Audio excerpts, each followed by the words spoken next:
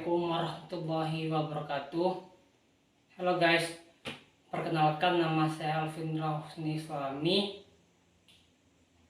Hari ini saya akan mengerjakan program kerja saya yang kelima, yaitu penyuluhan hukum tentang herd immunity dan new normal.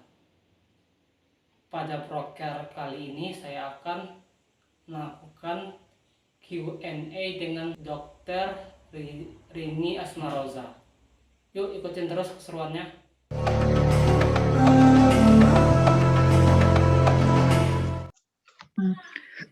Jadi herd immunity itu maksudnya apa bahasanya ya? Jadi kekebalan yang sudah terbentuk di masyarakat. Jadi gini, kalau capaiannya misalnya sudah 90%, berarti kan dari 10 orang itu ada 9 orang yang sudah divaksin, 1 orang tidak. Nah, kurang lebih gitu ya. Nah, ini nih akhirnya kan orang ini kan akan membentuk sistem, orang ini yang 9 ini dianggap sudah kebal, yang satunya belum. Tapi karena yang 9 ini kebal, dia ketika ketemu orang lain misalnya dari luar negeri lah misalnya gitu ya, dia dia tidak sakit sehingga dia tidak menularkan ke orang yang satu ini gitu.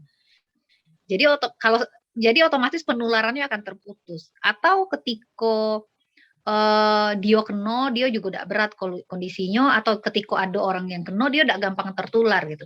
Sehingga akhirnya rantai penularannya itu terputus gitu. Kalau sekarang kalau orang belum punya kekebalan, belum ada herd immunity kan gitu.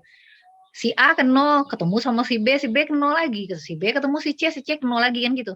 Kalau herd immunity, si A kena, dia kena ke si B, ya si B-nya tidak nular, tidak sakit. Ketika si B ketemu si C, ya karena dia tidak tertular, si C-nya juga udah akan kena gitu. Si C ketemu ke D, si D juga udah kebal, tidak kena dia. Nah, suatu saat dia kena dengan si E yang belum punya kekebalan, ya juga udah akan tertular, karena yang kawan sekelilingnya juga tidak tertular, walaupun kawannya itu ketemu dengan si A yang awalnya positif gitu. Jadi istilah itu pada akhirnya akan terbentuk kekebalan kelompok gitu. Simpelnya kayak gitu sih.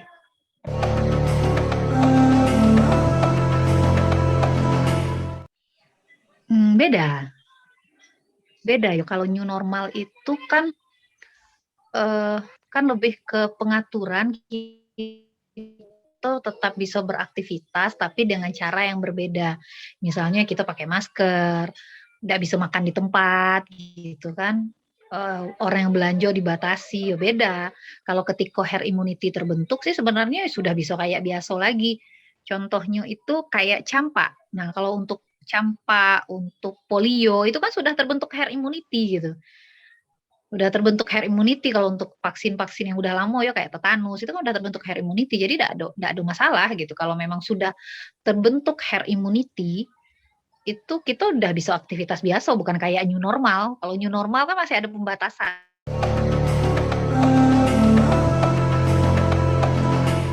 dengan vaksinasi. Jadi capaiannya kan targetnya berapa persen, capaiannya sih kalau imunisasi yang lain kan di atas 85% ya. Jadi baru bisa tercapai herd immunity gitu. Tapi kendalanya sekarang itu virus yang terbentuk itu kan dia masih apa istilahnya? Masih bereplikasi gitu. Jadi sehingga timbul varian-varian baru. Nah, ini sementara vaksin kayak Sinovac dia tidak bisa untuk varian Delta gitu. Nah, otomatis itu mungkin jadi PR ya buat pemerintah, tercapai misalnya 85% tapi dengan vaksin yang mana dulu gitu. Dengan vaksin yang mana dulu yang dipakai. Jadi memang harus vaksin yang bisa mengcover semua jenis varian dari virus itu. Jadi gini, itu tidak bisa kita jawab. Jadi itu kan ada penelitiannya gitu ya. Tapi kan sejauh ini maksud kayak Sinovac, dia kan baru bisa untuk varian alpha beta, varian delta dia tidak bisa. Yang bisa untuk varian delta kan Moderna sama Pfizer ya kalau tidak salah. Jadi gitu itu maksudnya. Tapi kita tidak bisa memastikan karena itu saya bilang tadi dia virusnya masih bereplikasi dan penelitian pun juga masih jalan terus gitu. Jadi ini kan namanya sesuatu yang baru, ilmu yang baru, jadi otomatis berkembang terus. terus gitu. Tapi kalau di beberapa negara kan sudah menyatakan mereka sudah bisa kembali seperti biasa karena mereka sudah mengklaim terbentuk herd immunity gitu sih. Tapi kalau di Indonesia belum lah. Capaian masih rendah kan.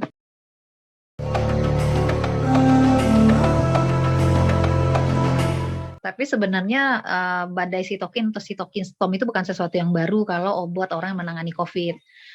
Jadi gini, salah satu respon tubuh itu dia akan membentuk apa ya namanya ya?